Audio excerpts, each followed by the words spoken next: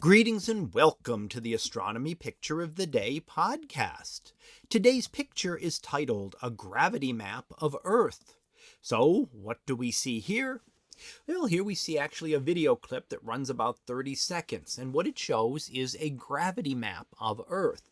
The red areas being where gravity is a little stronger, and the blue areas where gravity is a little bit weaker.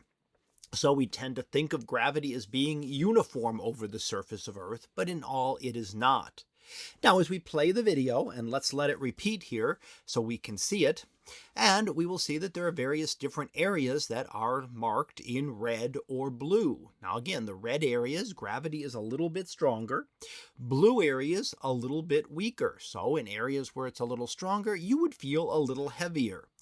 And areas in blue, you would feel a little bit lighter. Are you ever going to notice this? Definitely not. You would not notice the slight differences that have been measured here.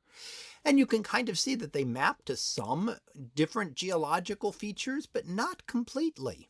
Some of the regions look relatively strong, like the Himalayan mountains look very red there, where there's a mountain range, but the Rocky Mountains and the west coast of the United States do not look near as strong as the others in terms of the gravity.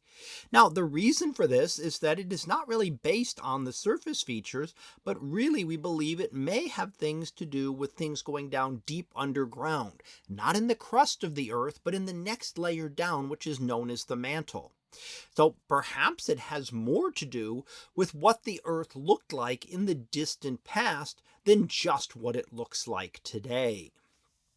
Now, how do we get a gravity map? How do we map out the gravity? Well, you don't go around weighing things at every different location on Earth. What you do is put two satellites in Earth orbit, and these were the GRACE satellites, a pair of satellites that orbited Earth from 2002 through 2017.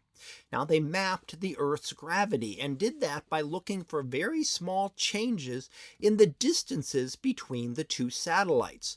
So, were Earth a completely uniform sphere, it would all be just one color. You would not see any variations in this because there would have been no reason for variations between the positioning of the two satellites.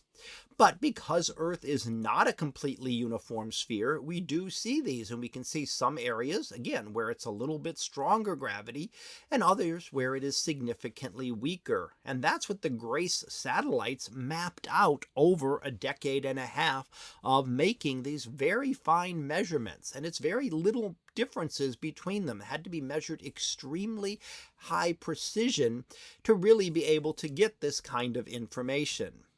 Now we try to map out gravity. It gives us a better understanding of maybe what's going on farther down below Earth's surface.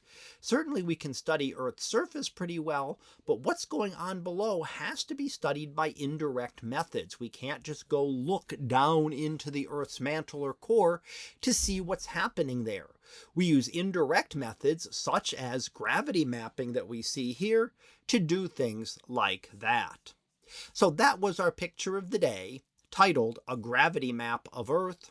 We'll be back again tomorrow for the next picture, previewed to be Space Eye. So we'll see what that is about tomorrow.